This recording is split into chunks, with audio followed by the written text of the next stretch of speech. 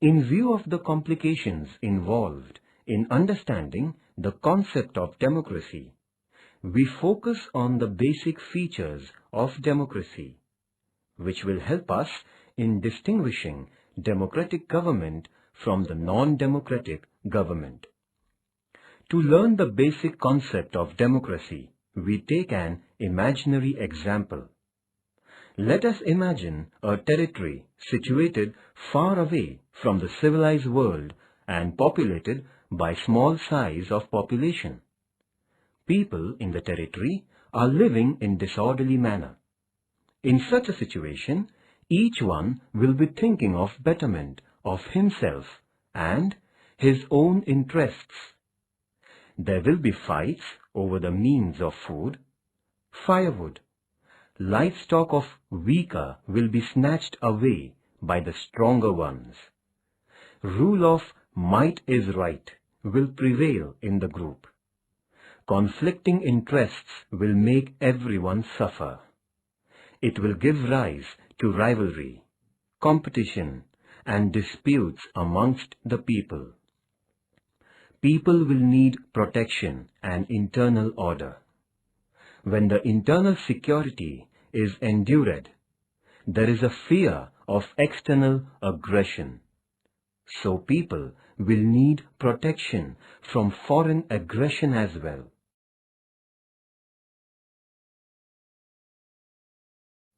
This will make the people realize that there are some problems which are to be solved collectively.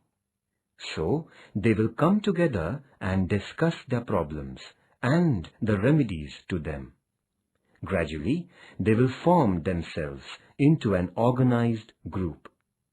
They will start thinking of the problems arising out of conflicting interests, problems of the group as a whole, and also the ways and means of tackling these problems. Of course, this will not take place in one meeting. To begin with, all people of the territory will come together, time and again, sit together, and will take collective decisions in the interests of the whole group. Now, the problem will arise as to who will decide what is beneficial to all, who will make the laws, who will implement the laws. Therefore, for making and implementing laws which are beneficial to all, then government will become necessary. Besides, for maintaining internal peace and order, and for protection from external aggression, a body called government will be needed. People will have to decide questions like, how to create this government? How will it function? This means that now people will face issues like how to form the government, what rules this institution will follow, etc.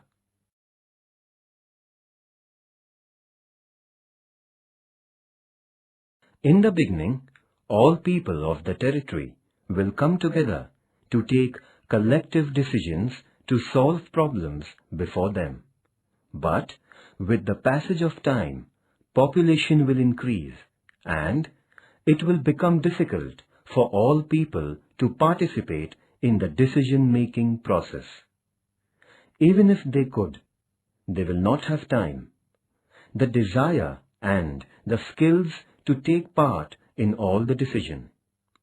So, people will decide to send their representatives who can think, who can speak, and express their opinions, who have necessary skills to tackle complicated problems, and act on behalf of the people, and work for the general interests of the whole group.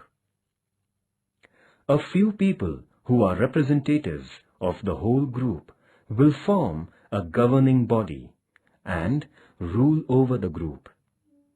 Thus, people will participate in the decision-making through their representatives and elect their rulers to implement the decisions. This will be a democratic system. Friends, if you consider the chain of events in the above story, you will come to know the process of the formation of democratic government. In the end, repeatedly held peaceful discussions among the people lead to the emergence of democracy. From this, we can say that democracy is the government created by the people, run through their own elected representatives to protect their own interests and the interests of the society. As Abraham Lincoln once said, democracy is government of the people, by the people, and for the people.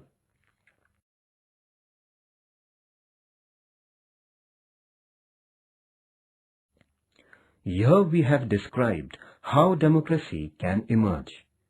But sometimes in the same society, someone or a group that is very powerful may take advantage of the chaos in the society, resulting into dictatorship of one or a group. Friends, this was an imaginary example from which you can easily understand the process of formation of democracy or dictatorship. Following chart will help you in understanding this process in detail.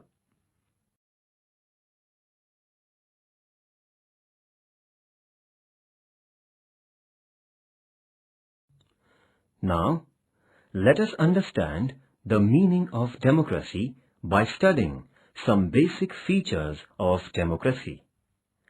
Features of democracy. First, elected representatives of people and final decision-making power to the representatives. Democracy is a form of government in which rulers are elected by the people. Rulers are elected by the people is an underlying thing in democracy. Not only that, but final decision-making powers are also in the hands of elected representatives of the people. That means, in democracy, real power rests in the hands of elected representatives of the people. There are countries in the world where elections are held, but elected representatives of the people do not have final decision-making powers. For example, in Pakistan, elections used to be held, but there was a mixture of civil and military rule. Elected representatives had some powers, but sometimes final decisions were taken by the military officers. These military officers were not elected by the people. In communist Poland, under influence of Soviet Russia, and in Iraq under US influence, real power was in the hands of the external powers and not in the hands of internally elected representatives. In the above example, it is realized that apparently these countries had formal democracy, but there was no democracy in the real sense. This means that in democracy, people should elect the representatives and real power should rest in the hands of those representatives. People's sovereignty. In democracy, people are sovereign, which means no one else has power over the people. In all, modern democratic country, people use the power through their elected representatives.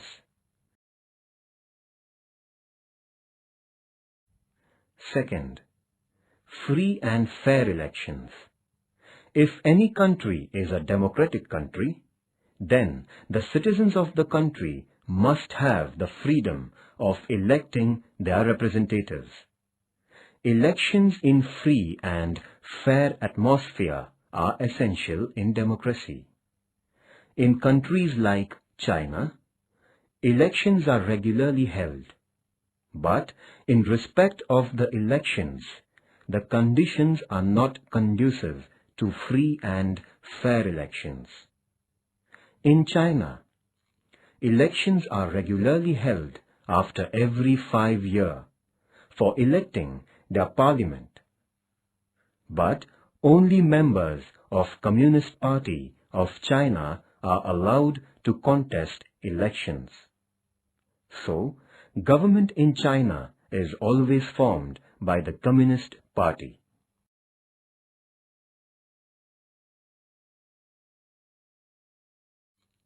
In Mexico, since its independence in 1930, elections held after every 6 years to elect their president.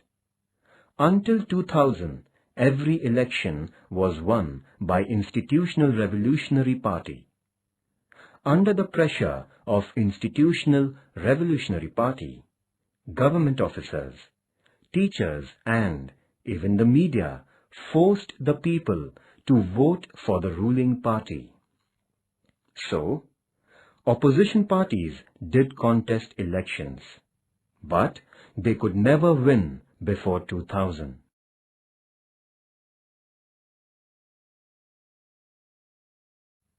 In short, in spite of elections in China, the people do not get real right to elect the representative. In Mexico, people seemed to have a choice, but in practice they could not exercise the same. In both examples, there was no way the ruling party could be defeated, even if people were against it. These are not fair elections. Therefore, these countries cannot be described as democratic countries. When people can contest elections fearlessly, without any pressure, true democracy comes into existence. So, a democracy must be based on free and fair elections where those currently in power have possibility of getting removed from the power. What is the importance of free and fair elections in the existing of democracy?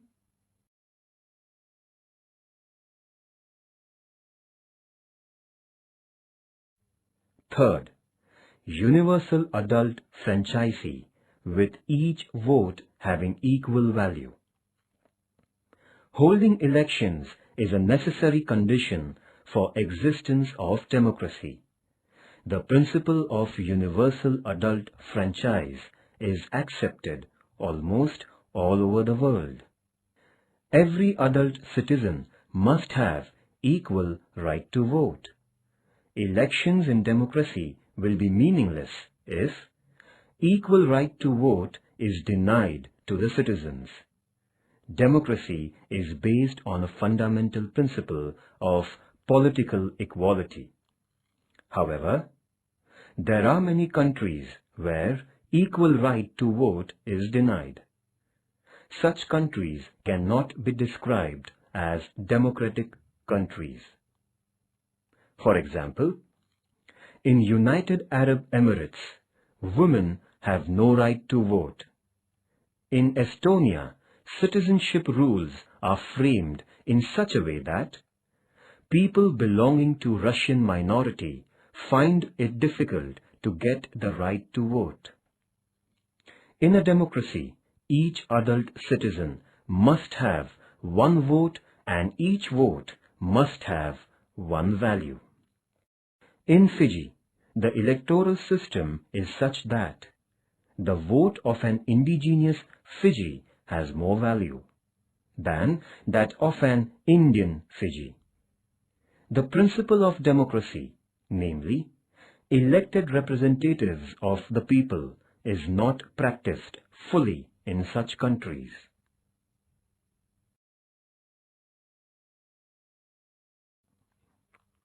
Activity.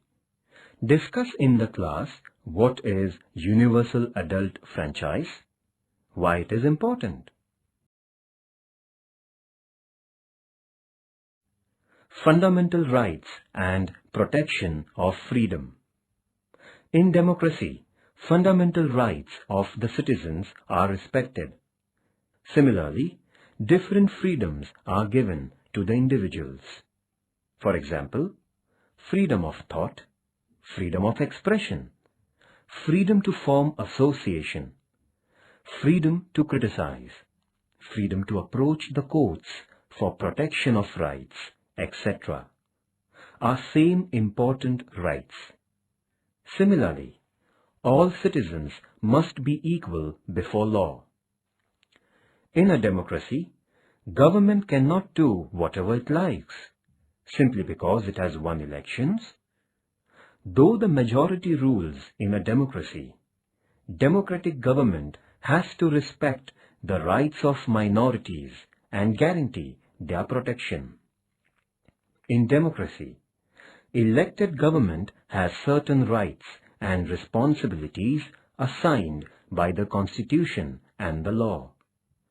Government is accountable to the Parliament and finally to the people at large.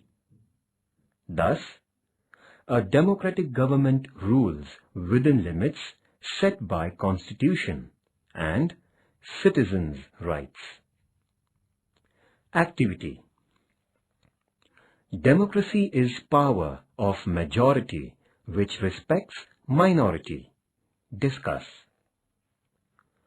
From the above discussion, we come to know that democracy is a form of government in which, first, elected representatives of the people rule and these representatives has power of making final decisions. Second, elections are conducted in free and fair atmosphere. Third, adult franchise is provided and every vote has equal value. Fourth, fundamental rights and freedom of the people are protected. Explain the features of democracy. Activity. Discuss in the class whether above features are found in Indian democracy.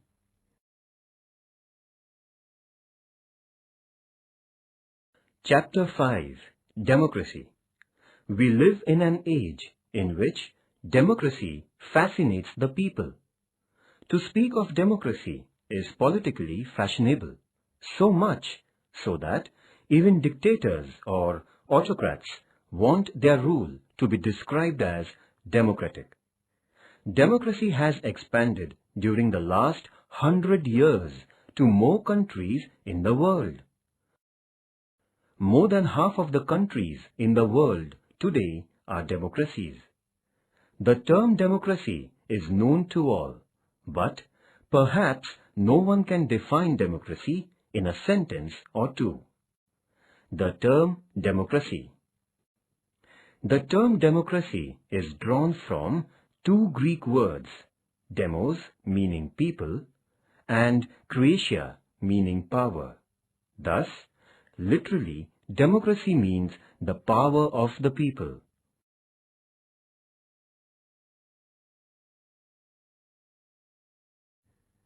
Forms of democracy. Right from ancient times, the system of democratic government has experienced various transitions. Therefore, we can divide democracy into two types: direct democracy and indirect democracy.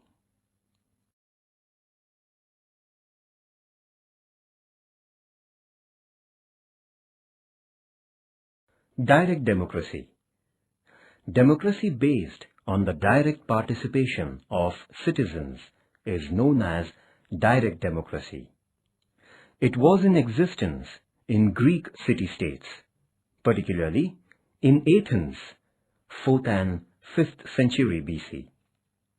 In direct democracy, there is direct participation of citizens in the decision-making process. Greek and Roman city-states were small in size. Besides, women, slaves, foreigners, etc.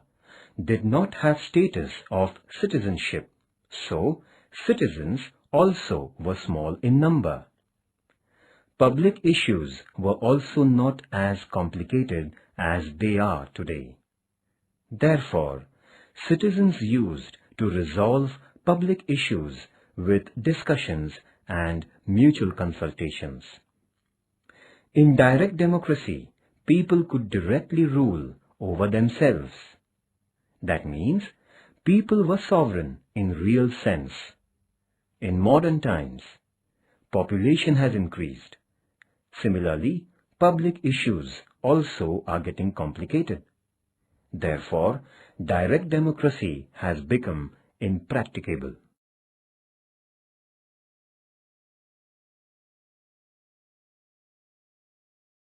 Indirect democracy.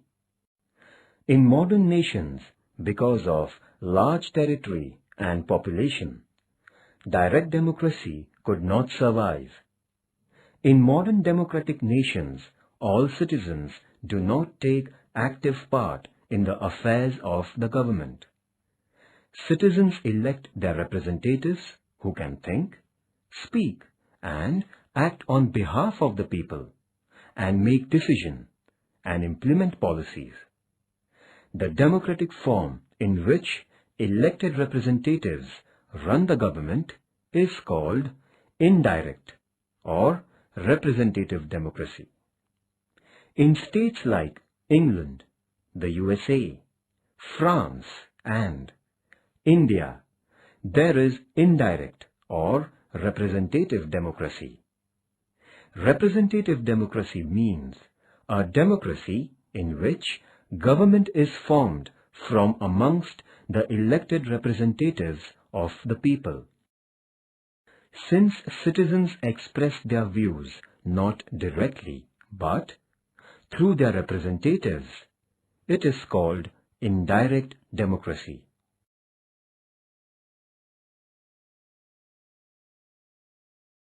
Indirect or representative democracy is of two types: presidential democracy and parliamentary democracy.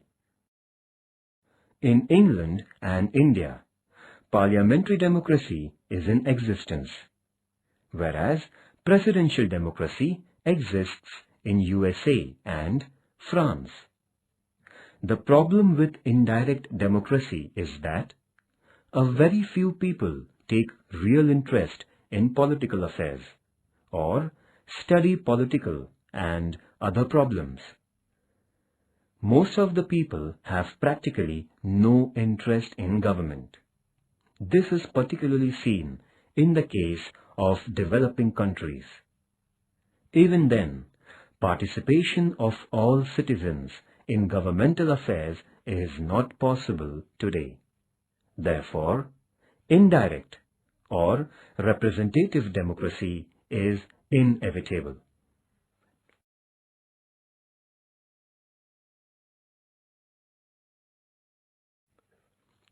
Ways of increasing people's participation in modern times. So far, we have studied two forms of democracy: direct and indirect. In today's situation, direct democracy is impracticable, but in indirect democracy, people do not have sufficient opportunity to participate. So, some countries, for example, France, Switzerland, etc., have adopted some measures for encouraging people's participation. They are: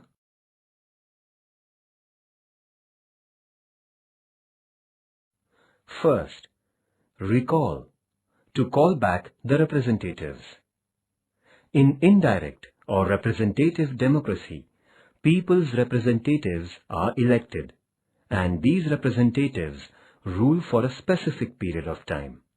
But if any representative is not properly discharging his or her responsibilities, then he or she can be called back with the written request of specific number of voters.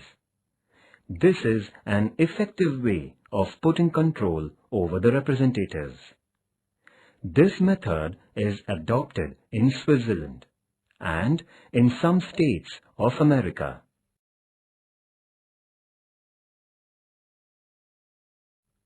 Second, initiative, proposal of law through public. Proposing and making law is a responsibility of the legislature. However, when citizens propose a law, it is called initiative. In some countries, there is a system that legislature must consider proposal if supported by a specified number of citizens. This right is enjoyed by the citizens of Switzerland.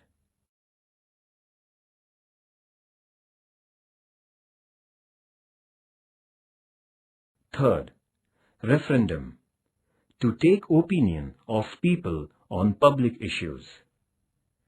This method is adopted to know public opinion on some important public issues and thereby include the people in the decision-making process. Decision is taken only after knowing the public opinion.